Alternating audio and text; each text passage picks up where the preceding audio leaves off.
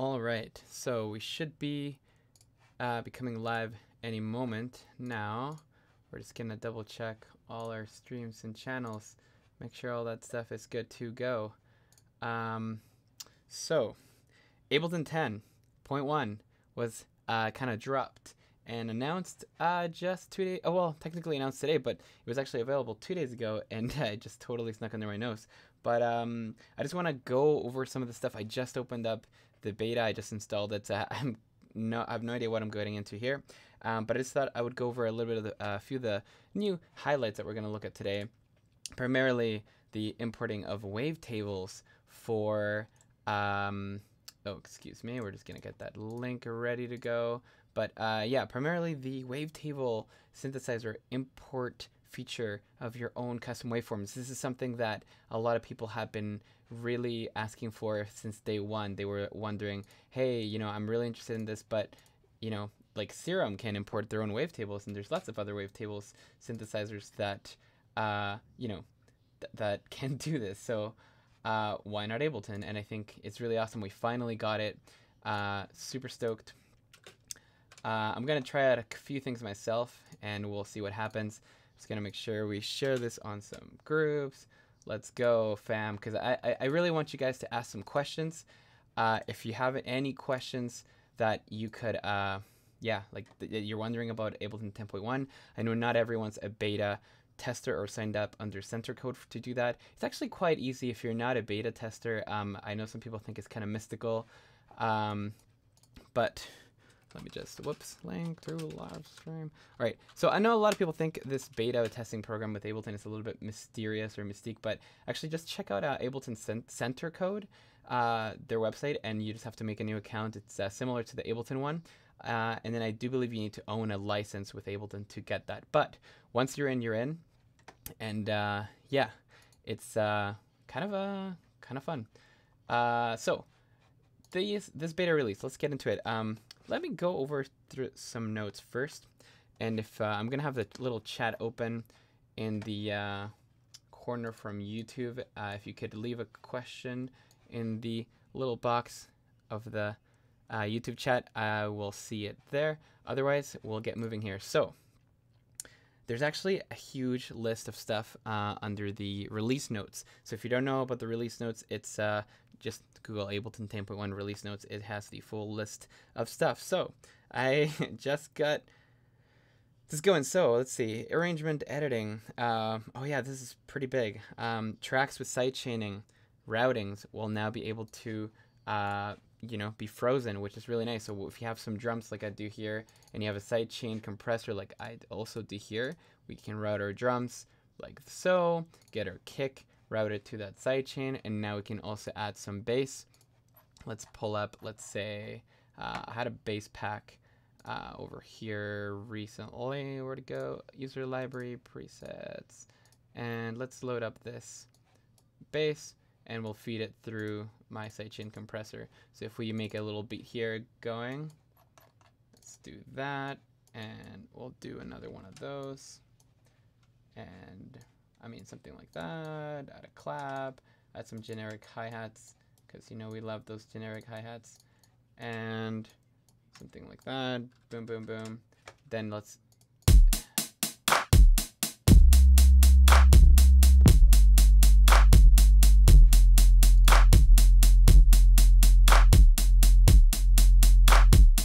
there we go. So now if I actually add a note to this sequence,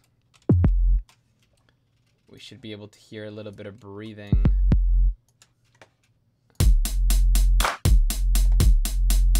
And now we should be able to freeze this. Ah, glorious. It's just like, honestly, it just works, which is really awesome because I don't know. I do a lot of sidechaining in general. So I'm pretty stoked about this. The fact that it just works just like that. That is a breeze. So let's see. Frozen tracks now provide post effects output routing to other tracks. Great, great. So it's now possible to freeze tracks which contain VSTs or Max devices that receive audio. Okay, so basically, anytime you're sidechaining any kind of audio, you'll be able now to save that and freeze it. Let's see, something frozen. Lots of stuff about freezing tracks. Let's see, the arrangement overview is now resizable. Oh, really? Are you serious? Thank the Lord. Now, this is handy. I know if I open up some of my other projects where there's many layers, this is handy. I generally, to be honest, I like to get rid of this overview. But if you can now resize it and maybe make it a little bit smaller, maybe make it a little bit bigger, that's kind of handy. But, you know, just a little cosmetical change. When moving through the arrangement using arrow keys, the view will scroll to keep the selected track visible if necessary. Okay.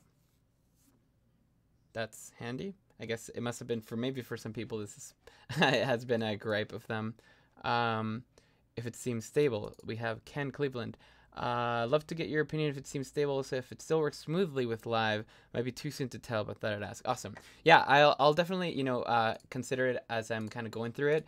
Honestly, generally when I'm trying and testing previous Ableton Live betas, they've been pretty stable except for a couple small bugs. So depending on what, you know, we come across here, we might see something, you know, significant. That may be a reason to kind of stick with the regular version. But generally, I would say if you're working on a serious project, I would say stick with your, I would say stick with your regular Ableton. Finish that project. Anything new that might be fun, that's not, you know, too serious, it's usually stable enough, but we'll see. Other things we got going on here, let's see, when committing a groove to a clip, time selection is only made if the notes. Okay, so there's a lot of nerdy stuff going on here. Automation. It's now possible to transform automation horizontally and vertically.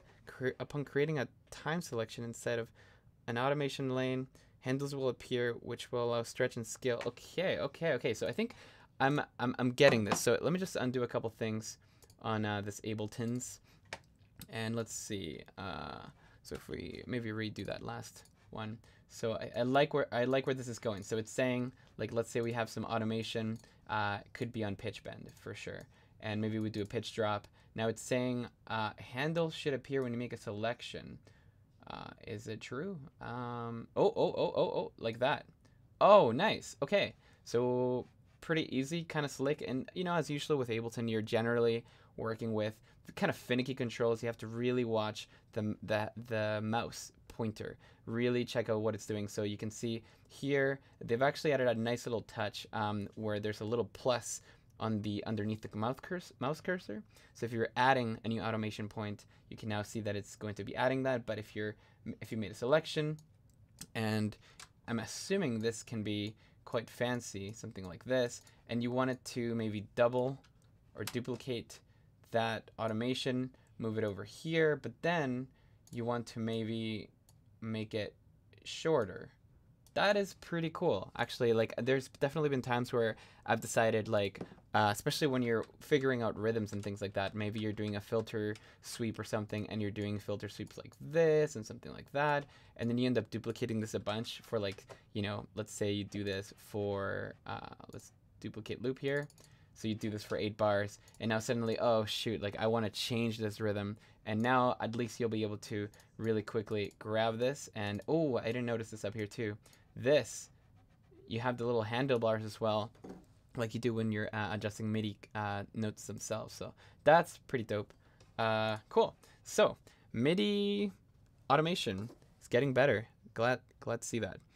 So yeah, scaling and stretching is also possible now to edit the value of an automation point using a context menu and keyboard. So okay, this I was really curious about, because again, let's say this pitch value here, I want to reset that to 0, but I want to enter that in instead of having to like fiddle with my mouse. It's kind of difficult, and I know you can hold shift. Here's a tip for you guys if you don't know already. You can hold shift while you're moving automation points, and you can slide it into the right spot, and you know, finally get to 0. But what if we could just click on it and get to 0? Let's see. It says while hovering over a breakpoint, right click. Ooh, so you can right click and then just edit value. Ah, nice. Enter 0. Done. Sick. So that is handy. Honestly, for anyone who's very meticulous, who is working on automation for filter sweeps, volume, these kind of pitch bends, anything that's really, really delicate where you need the exact point where you need it, this is going to save you a lot of time, especially if you're big into using your keyboard. So what else? When hovering over an automation, there's a preview breakpoint. You can access an add value context menu. Okay, so when we do this, right click, add value context menu. Right, so then you can just enter a new value just like that. Done. Sick. I like this. I like this. I think if you're really working on the go with your computer, your laptop, this is going to save you a lot of time, especially on those small little fiddly trackpads. Let's see what else. Automation mode. Clip fades can be viewed. Clip fades can be viewed and edited while holding down the F key. While holding down the F key. This might be referring to audio clips. Let me double check. We're holding down the F key. Whoa, no, that's just playing an F. I'm not quite sure what it means by that one, but whoa. As we progress, we'll come back to some of these, and if you think there's something that's really critical, we'll definitely check it out. Let's see. Added buttons to the envelope box for session clips to toggle between automation and modulation envelopes in the clip view. Really? Oh my. Hold on. Let's go back to session view for a second. And let's see. So we got our clip there, and there's an envelope. There's a new button. What? Where is it? Added buttons to the envelope box for session clips to toggle between automation and modulation envelopes in the clip view. I do not see it. Ooh, we're gonna get into that in a second. That's interesting. Unfortunately, I don't really see this mysterious modulation envelope toggle. I would love to see it because this is something that has been kind of bothersome in the past.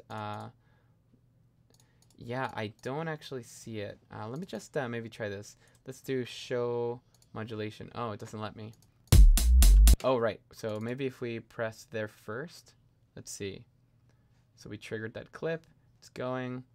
I'm still not seeing anything about that show modulation. I know some of you might not even know what I'm talking about, but if I right click here, show modulation, this is different. And there's the button. So maybe that's Ableton. If you're listening, maybe this is something you can work on because I couldn't actually see this button toggle, but now there's an automation and a modulation toggle. So let me go back, and we're gonna add back to that pitch bend, but let me just delete that. Oh, let's clear that envelope. Okay, and let's go to, for example, our drive. So show automation, that's the whole pattern. I'm actually, you know what, this is a little bit too long. It's gonna get very unmanageable very fast. So let's go to our notes. Let's crop that clip. All right. So if we want to add some drive over time, you can do this and do that. But maybe, oh, sorry, this is the way I want to show you. So maybe, how to do this? You want to add automation over time, like so. Oh, stop adding. There we go. And you want there to also be like filter sweeps. So, or some kind of modulation to that. So it's kind of funky, but you can do this, and maybe we'll duplicate this, and then we'll duplicate this and this. So now what this is doing is that over time, drive is going to be introduced, but drive is going to be introduced to every note, but over the whole pattern, the drive is going to keep rising, the total drive. So if we take a listen.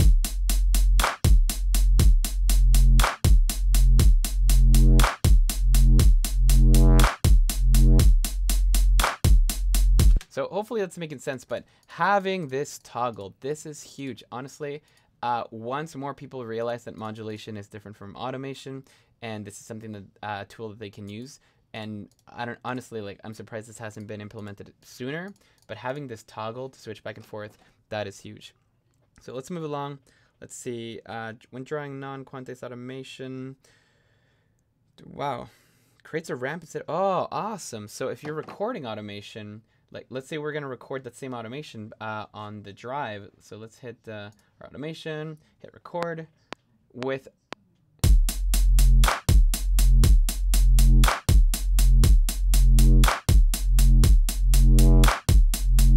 Okay.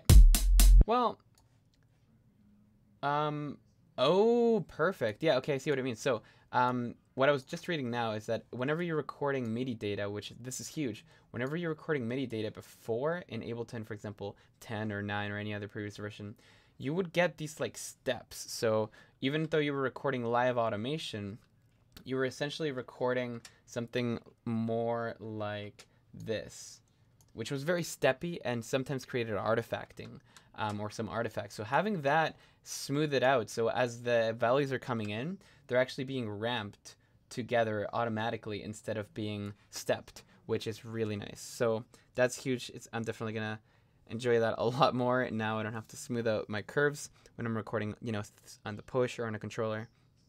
Let's see, what else is there going on here? So drawing automation, deactivated grid, live will insert. Okay, you know what? I'm gonna jump. I'm seeing a lot of nerdy stuff. Clicking on a control, a sample, the corresponding modulation level. Okay, yeah, there's a lot of nerdy stuff. If you're not sure what I'm talking about now, so I'm checking out Ableton 10.1 beta. This is going through some of the new updates. Some of them are small, some of them are huge, some of them are just big workflow updates. So I'm going through the list of the release notes and checking out. This is my first time engaging with it here. So let's see, the browser's database will keep working even if a second live instance is running. Holy cow, this is huge. So I was actually just recording today where I was using a session, I was doing an Ableton session with 2 instances, but of course, many of you know who are doing this with multiple instances of Ableton, you know that that second one, for some reason the browser just goes crazy and it doesn't work, which is a shame because then you can't really use it, and what's the point of that, right? So fix it apparently. I could try to test it and hopefully see that I get very nervous if I'm doing a stream, but it says allow multiple instances is enabled already on my Ableton beta. So let's open up another one and see, and I'll let you know what happens. So I'm getting a pop-up that says that I won't be seeing this because it's on a different screen, but I'm just checking my multiple instances. And browser is working. Oh my. Okay, great. So that is dope. I'm really stoked about that. Yeah, so let's go back to one instance so we don't break anything during the live stream. Okay.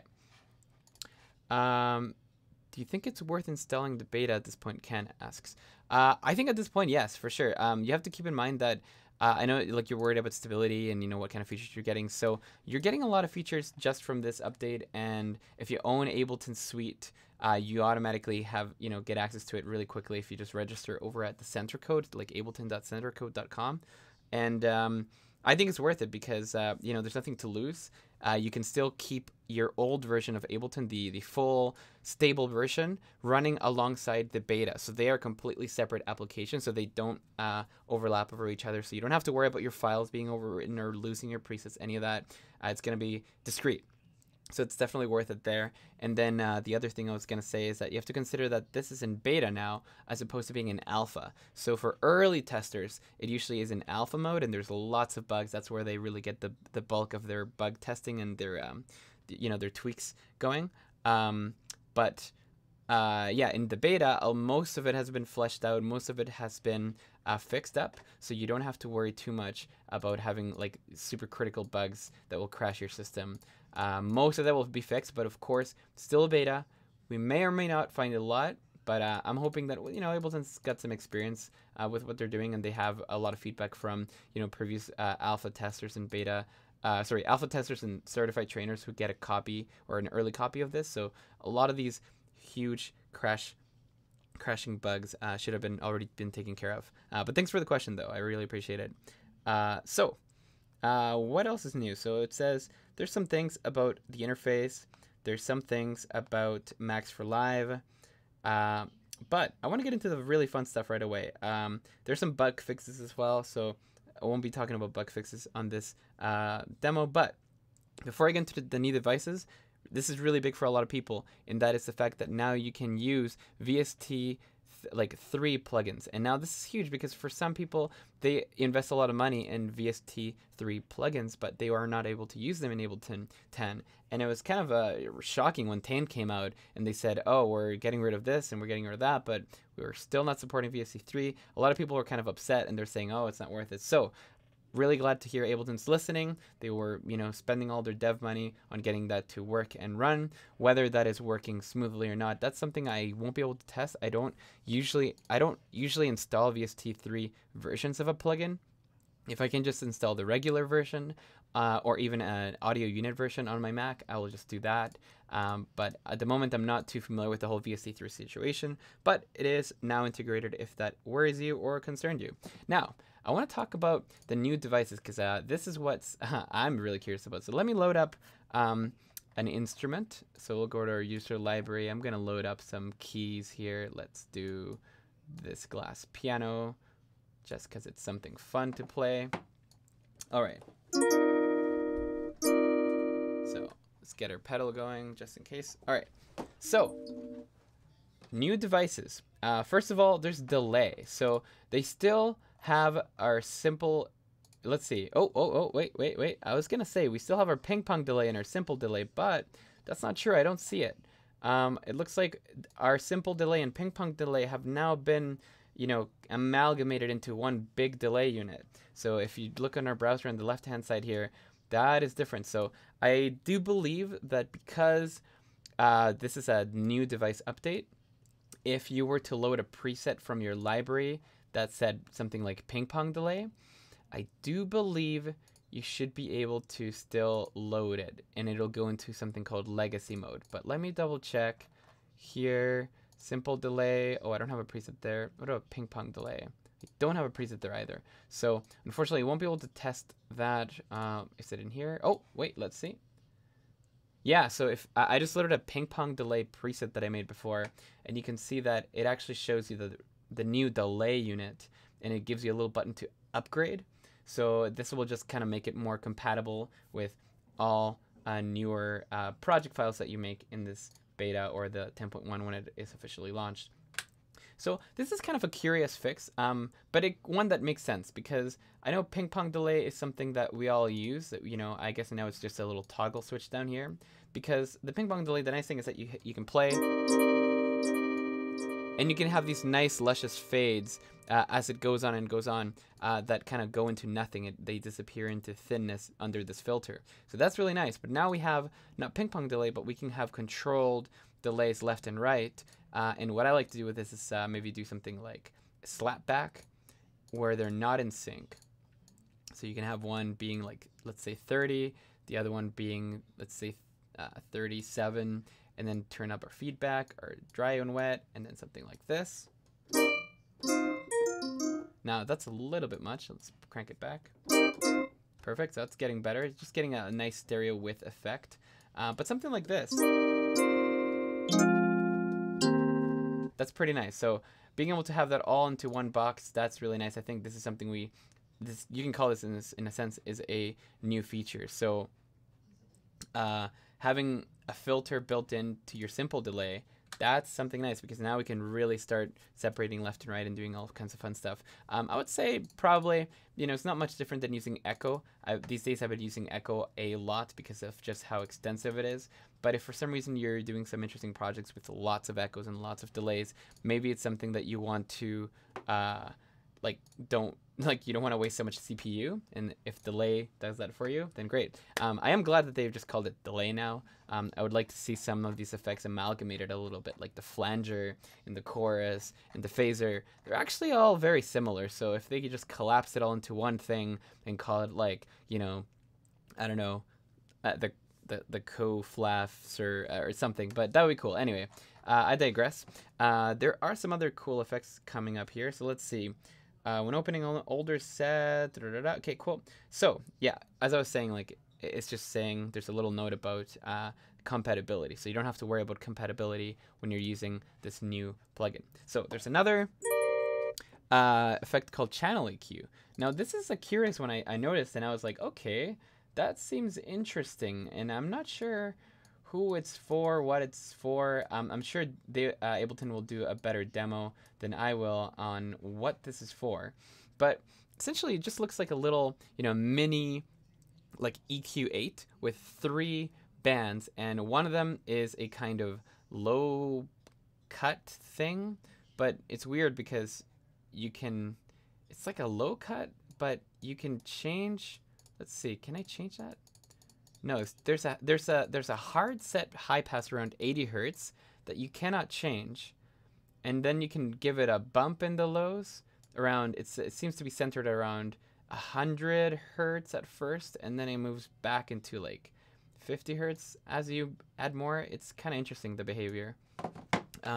Let's test it on our drums here and see what it does.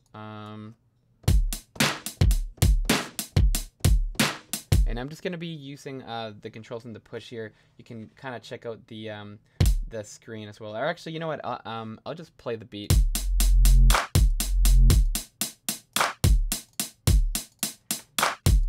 And maybe I'll just add some percussion in the background here. Let's do... Gosh, I really don't like these drums, but they were just kind of something I had laying around. So let's leave those, I guess. But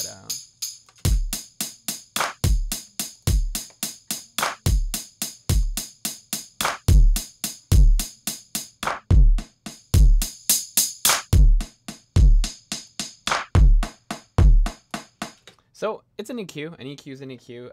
It seems kind of useful, actually, especially this low.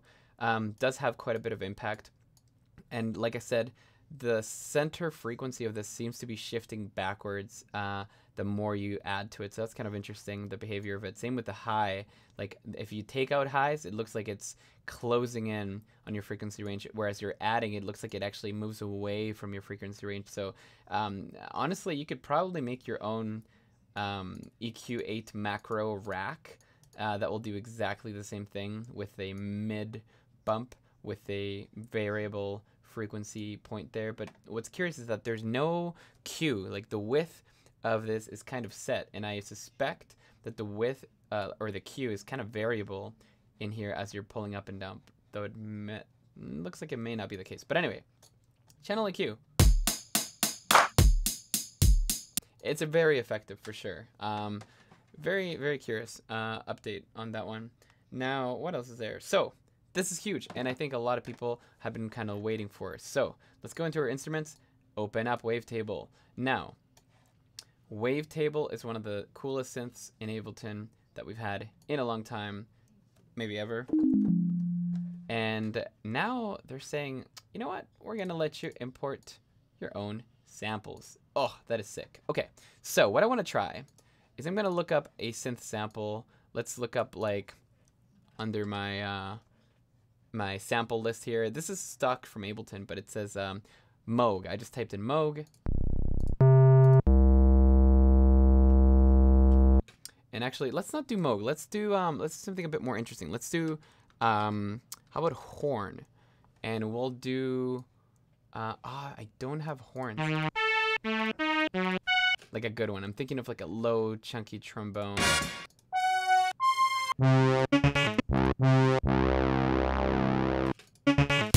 Yeah, let's load. Okay, I'm thinking. Okay. Brass. Trombone. Is that a thing?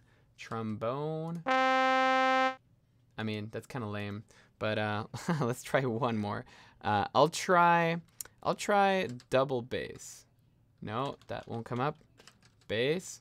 I'm trying to think of something really chunky we can work with, but let's see. Actually, this might be good. Drift pad wonk bass. Awesome. Okay. Ooh, this is nice. So you just drop it into your. You have to make sure you go under user, and drop it in. And whoa, that's interesting. It just like automatically loaded a bunch of stuff from there. But let's just load that wonk bass. And let's go an octave lower.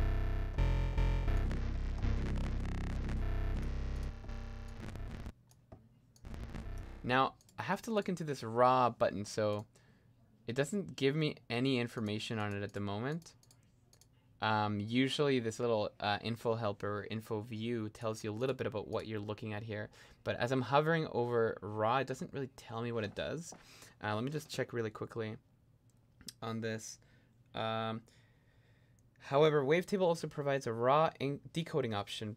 So, okay, interesting. By default, oh, I see. So by default, the wavetable is processed and smooth.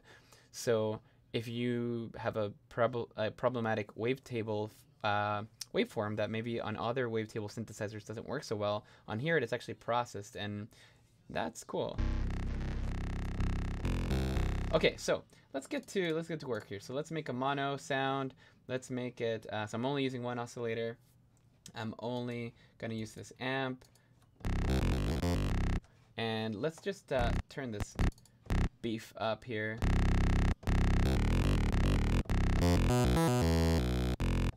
Okay, so that sounds really fat.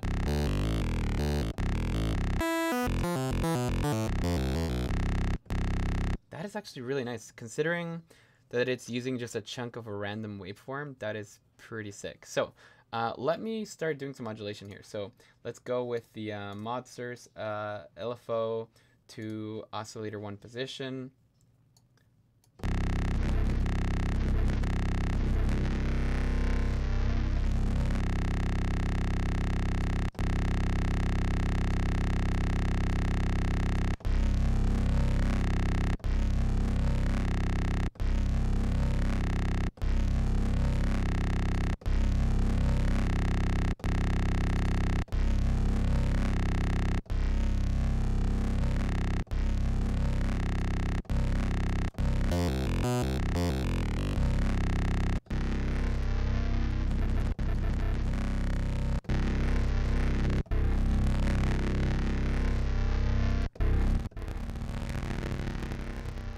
Interesting, yeah, you can tell when I nibble raw, it just gets really garbly and not as nice.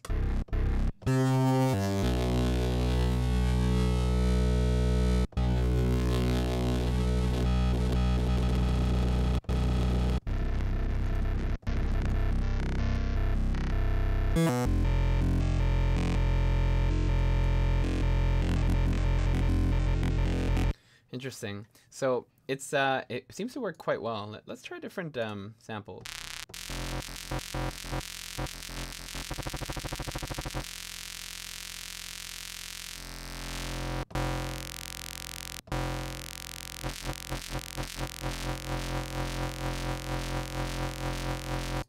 It's very interesting. I think again for based sound design, for pads, for interesting keys, for interesting leads, this is gonna be so sick.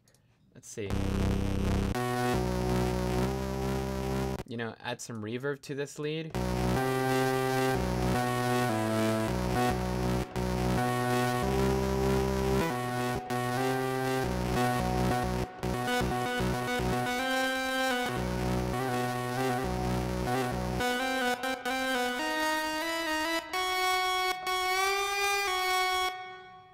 Very sick. I'm into it. Now, what else is there? So, yeah, I mean, really the filtering and everything else in Wavetable is exactly the same, but just the fact that you can really manipulate this is really exciting. So I'm going to turn off triggering here. Actually, I am going to turn on triggering, and I'm going to test something. Because...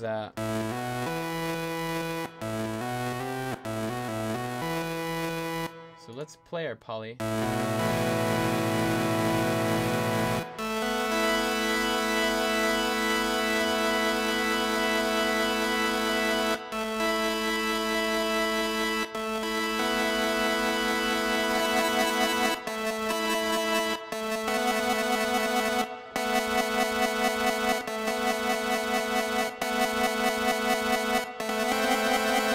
Cool.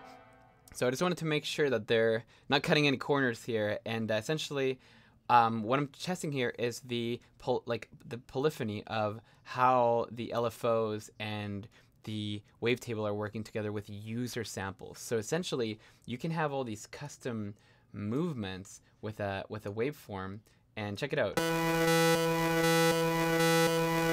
So if I have that movement happening over different notes, And once you start displacing the placement of the notes in time,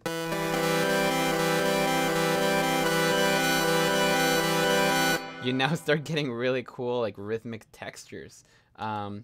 Let's actually now play with a little bit of the filtering. I just want to test this and then we'll move along. So let's put this into shimmer mode, 3 voices, 100%. Whoa. Sorry, not 100%. Let's do.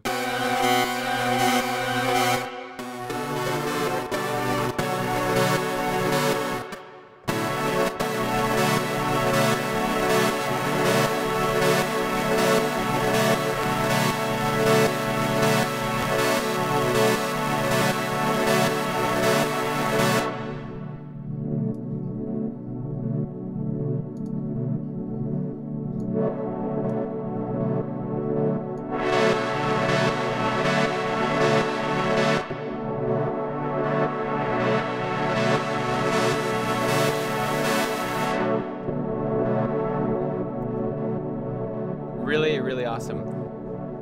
I, for one, I'm very excited to start playing with this a little bit more.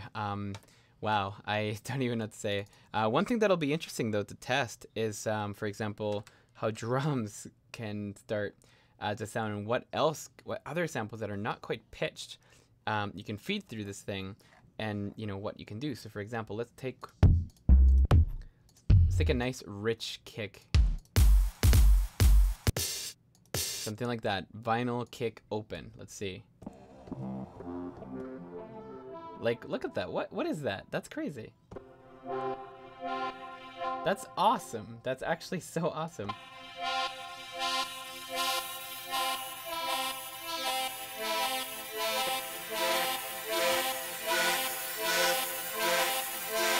That is so awesome. So, honestly, I think, guys, like, this has really changed the game for wavetable synthesis coming up.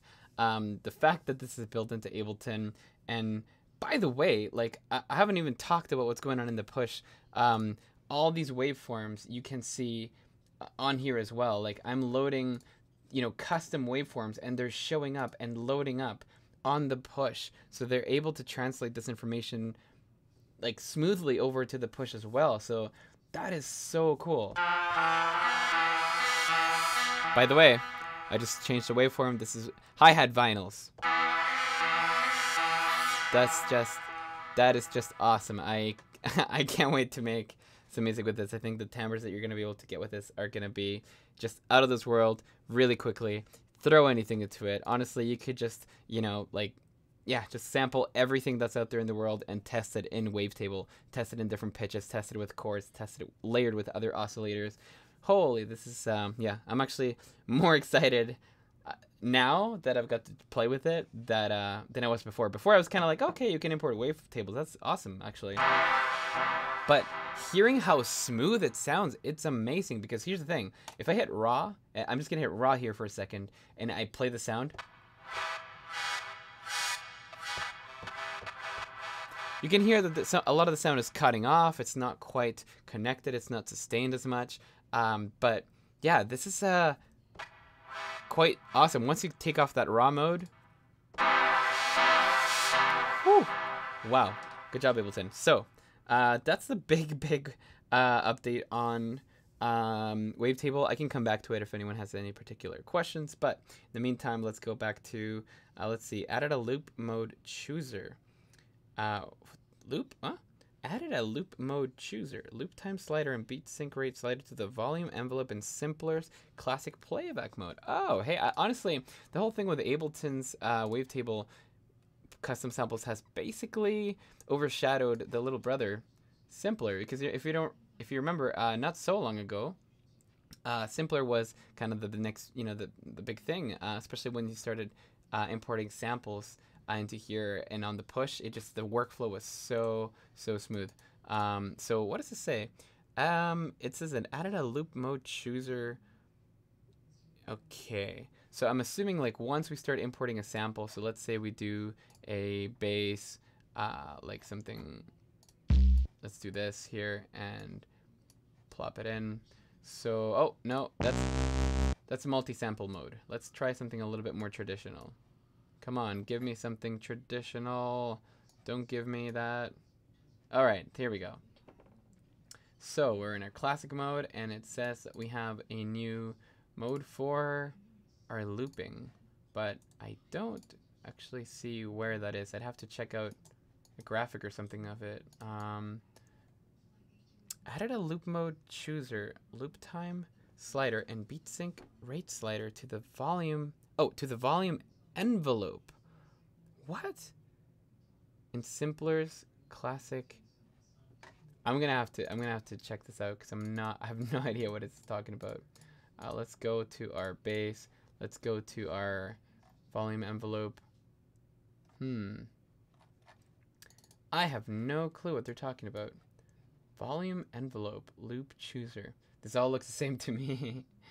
Like this warp mode and all this stuff.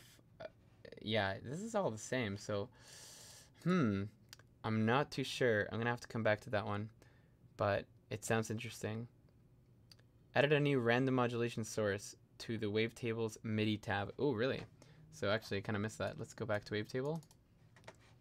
And under MIDI, ooh, there's a randomizer. Okay, so I'm assuming this randomizer is just gonna be like totally random. Let's choose a nice bright waveform to test here. And I just want to change the envelope real quick. Okay, randomize the pitch. Oh, you know what? No, so I thought it was gonna be like an LFO thing, where you hold a note and it's gonna go like, you know, that evil scientist pitch thing. But it's not doing that. It actually changes. It's a random input trigger, which is actually really handy because you could set this, if we go back to our user wavetables, and let's load one of those samples again. Let's do the kick that we had earlier. That was really nice. Drop that in there, and then randomize the oscillator position. So that, you know, we'll start to randomize the position in the wavetable. So let's move that down. Let's do that little chord thing again, and actually I have a really cool idea of, you know, something that will make the sound really nice. So let's go to here. I have a little device I made under my presets and MIDI effects. We'll go over to the face loop MIDI rack. Okay, so this is a cool device, which by the way is going to be dropping soon for anyone interested in free stuff. There's this, a rack we put together.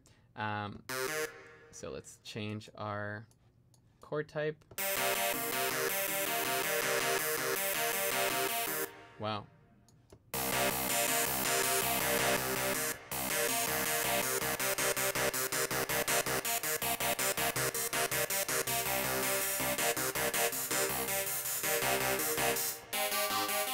That's awesome. So essentially, yeah, if you're not following along because of the lack of explanation, this device here on the left is just a MIDI arpeggiator and chorder. So it's actually just making chords and then playing them in time.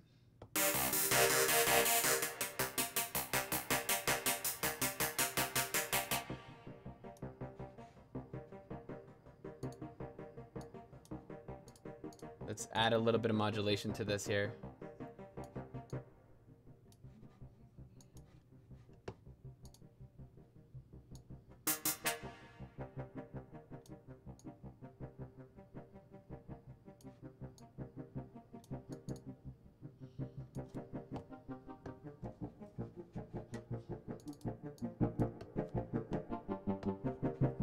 So anyway, really cool stuff. Sorry, it's very easy to get lost in this kind of mesmerizing, always changing stuff. So if you're looking for randomization, this is awesome. I'm assuming for things like oscillator position, maybe panning, maybe filter frequency, like a lot of things that could be randomized. Even the pitch, honestly, you could vary the pitch a little bit and give it a little bit of flavor. That's really cool. Let me just go over through a couple more things, and then I'm gonna disconnect here. But last thing here, when mapping a parameter to an empty macro, when mapping a parameter to an empty macro, the macro assumes the full range of the target parameter and will be set to the current value. Oh, great. Sorry, that's a lot of words for saying that when you group something and you want to macro map, let's say frequency, note it's at 116 hertz. When I map it to macro 1, it knows, oh, you want that to stay at 116 hertz. This is huge. It's going to save so much time. It's actually really frustrating when you spent a million years on a sound in wavetable or analog or whatever instrument you're using.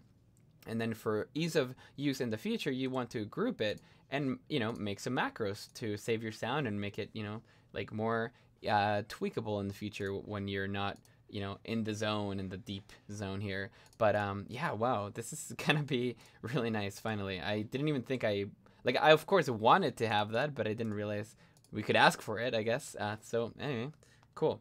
Other than that, there's lots of bug fixes, things that may have bothered people before. I'm not too sure right now what is. Like for me, I haven't really had any bugs other than like if I record too many things at once, my computer blows up. But that's not Ableton's fault. So other than that, the last thing that has been improved are interface improvements. So it looks like there's new features for trackpads or touch screens that will let you use pinching gestures. The MIDI editor now can be vertically zoomed using pinch gestures as well. You can resize tracks holding Alt in this view. I guess, let's see, hold Alt, and I feel like that's been a feature before though. I could be crazy, maybe from editing on other software. Using Alt and U folds or unfolds all the tracks in the same area or level. What? Okay, Alt U. What? I'm not sure what it means by that. Tracks can be folded in the arrangement view by pressing U or Alt U. Oh, I guess, yeah, I'm not sure about that one, Ableton. You might have to clarify your instructions on that one. Definitely U works, so if you're looking at a track, you have something selected, you can toggle back and forth between a unfolded and a folded view. So quite handy. Let's go on to, whoops, some more things. It is possible to fold and unfold, right? Automation lanes can now be resized vertically using shortcuts. So lots of shortcuts. I'm not going to get into the shortcuts in this one. I'm sure that someone will make a video of all the shortcuts, but you can check out the list, full list on the release notes for Ableton 10.1. Added H and W buttons next to the arrangement overview. Oh, really? Oh, look at that. There's some little buttons up here that I never noticed. Oh, cool. So that's nice. So oh, I like this a lot, actually. It's really snappy. So next to the overview button, you can see H, which stands for height, or a W. And this will automatically fit your tracks. Like, it'll help you fit your tracks onto your screen horizontally and vertically. So H for height and W for your horizontal. So, wow, for your width.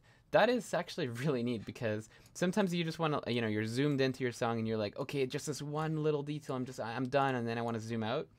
And then you have to do this whole thing where you're like zooming out and it's, you know, whatever.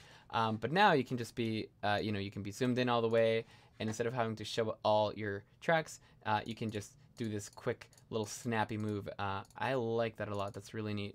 Let's see. In detail view, this will also work if you want to edit, say, something really deep in here. Press W. Yeah. So apparently, yeah, when you're working really deep on your automation or notes in your clip editor, you can also tap W on your keyboard. Boom. You got everything in view. You don't have to zoom out anymore. I'm going to be using that a lot because I constantly zoom in and zoom out, and it's very frustrating sometimes when you're, you know, just having to do this little dance with your mouse. So, pressing the Z key or clicking the views menu, zoom to selection, yeah, lots and lots of more shortcuts, things to improve the zooming and the scrolling of the interface. That's really great to see. Yeah, so I think I'm going to end it there. There's a lot of cool stuff. I think I've pretty much covered all the big stuff regarding automation, you know, some new buttons, some new features.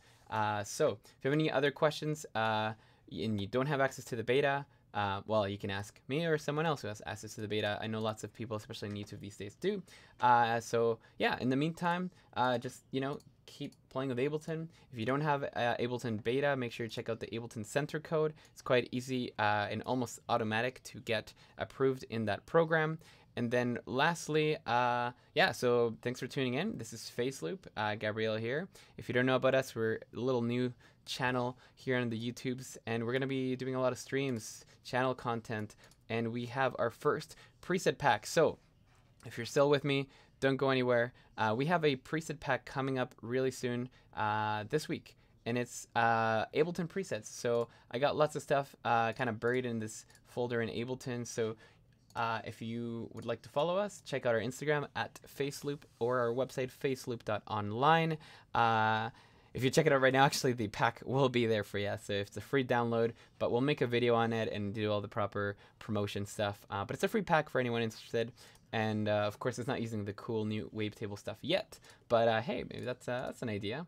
So anyway, until next time, we'll see you in the loop.